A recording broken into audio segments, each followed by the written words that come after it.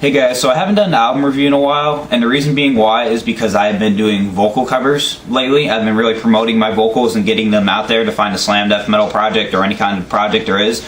And I found somebody online, and we are going to form a slam death metal project. I'll give you guys more details at a later date when we get our recording equipment, when we get some songs made. I'll give you guys all kinds of cool details about it. But for right now, I found somebody who wanted to do a project, so I'm really going to start doing album reviews until I'm requested to do a vocal cover.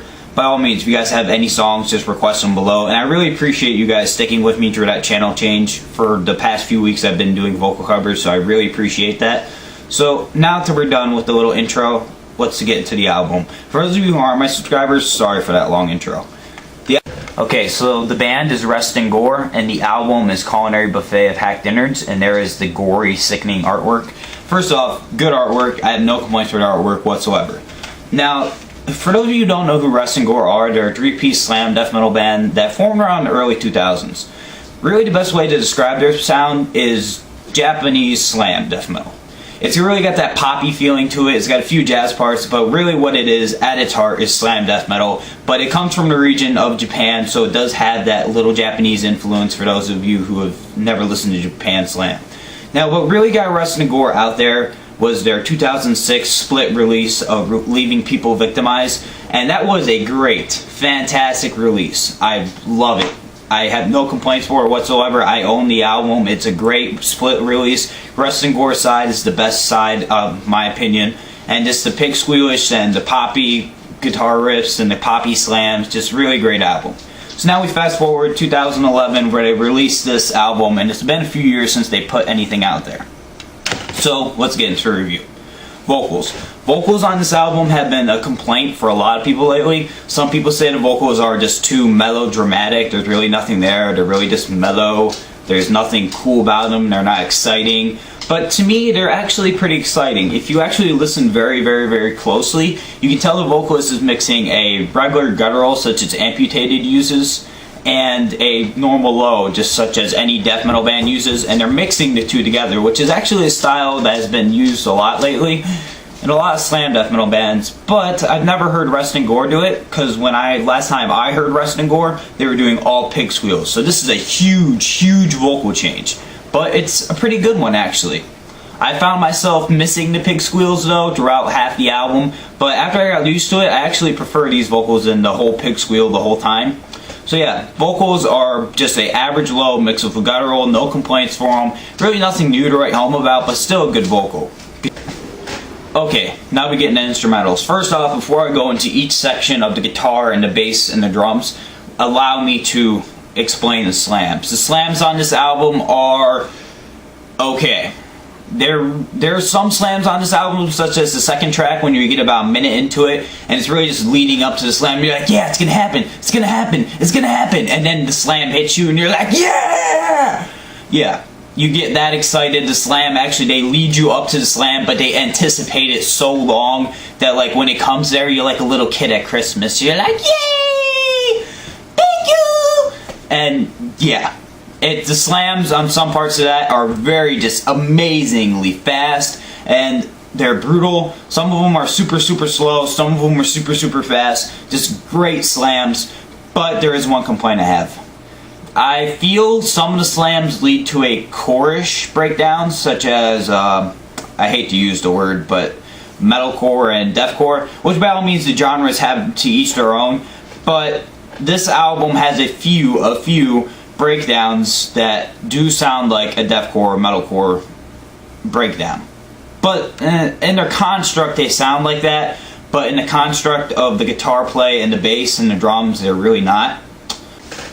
Now, Rest and Gore's guitar riffs are just amazing. They are totally, totally different than the Leaving People Victimized split, just as the vocals were totally, totally different. They're a huge change up. The guitar riffs on this album, really the best way to explain them is jazzy-like. If you listen to the fifth track, they're just really poppy and fresh guitar riffs, and they're just, they're catchy as hell. I can find myself for the fifth track, Putrid Autopsy, I believe it's called, and I find myself listening to that in my head without my headphones, and I can just, hear my head. It's stuck in my head. It's just, ooh. The riffs on this album are very, very, very catchy. and they have that very just good jazzy feeling, very poppy, something like you'd hear in Japanese slam. And the guitar riffs on this album, I do have one complaint. Apart from their being original and they sound just fantastic and jazzy and really catchy and just awesome, and ooh, the guitar riffs are used a lot. Like, it's one simple guitar riff throughout this album. If you listen to Putrid Autopsy, the 5th track, and the 2nd track, you will actually hear the like similarities inside those two guitar riffs, which for some people it can get a little bit repetitive, and for some people it can't. Really, you can't tell the difference unless you're listening that close to it, and I'm an album reviewer, so I listen that close to stuff. But the guitar riffs on those albums are just a little bit too similar, but still, guitar riffs is just boom in your face when it comes to breakdowns and the slams. When it's in the middle of a song and the chugs, it sounds great. And when it's first starting out a song, the intro riffs on this album are just amazing. Okay, we got that done. Bass. Bass is actually, I have a little bit of a complaint for that. This is a 3-piece band, so I was expecting the bass to be a little bit more audible than what it is. I was expecting the bass to be right out there with the guitar, but throughout the album you can hear the bass, but when you hear it, it's really following the guitar to a point. Like, you know the bass is there, you can hear it, but it's kind of following the guitar at a lot of points throughout the album. So bass is played in, to my liking, it's okay. To some people you may have a complaint. Drums. Oh, the drums on this album are just amazing. They have, first off, my favorite style of drumming is on this album. It's the trash can style drum. It just sounds like trash cans, and I absolutely love that style of drumming. I love it to death. That's my personal opinion. To each his own. But the drummer, apart from using my favorite style of drumming, is actually really, really, really fast. Just insanely fast. I've heard drummers be this fast before, but using the trash can style technique and the drummer's just intensity of the drums, like if you listen to, I believe it's the 7th track, Pierced Eyeballs, you can hear his drums and they sound so, they make your body feel so tense, and it's like, yeah, insane. So, absolutely amazing drumming. It actually, the first drums I've ever really heard that provoke emotions into me of the intensity and anger. So, drumming, excellent. Now we can get into the production of this album. I give the production a 3 out of 5 because of the drums overpowering everything pretty much. Which, by all means, if you're a drumming person like me, that's great, but I am also a vocalist, so I like to hear the vocalist. If you listen to the 7th track, Pierced Eyeballs, you really have to concentrate to hear the vocals and the guitar riffs. And just, yeah, throughout this album, the drums are really dominating. I don't know if they wanted that when they were making the album. I don't know if the band wanted that, or the producer wanted that, or who wanted it, but I kind of wish that the drums were just muffled down to a little bit.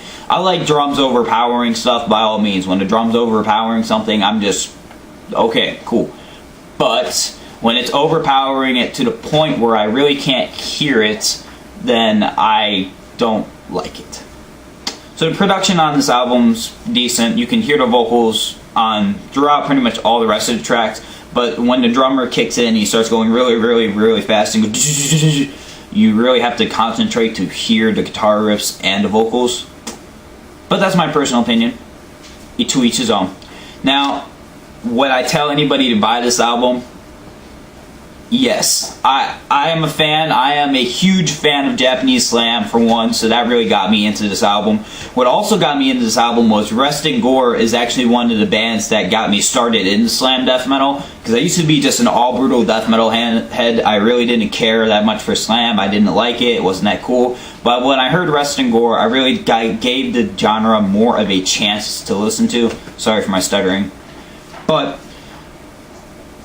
musically, great. Vocals are great. Instrumentals are great. And just all in all, this is a great album from 2011.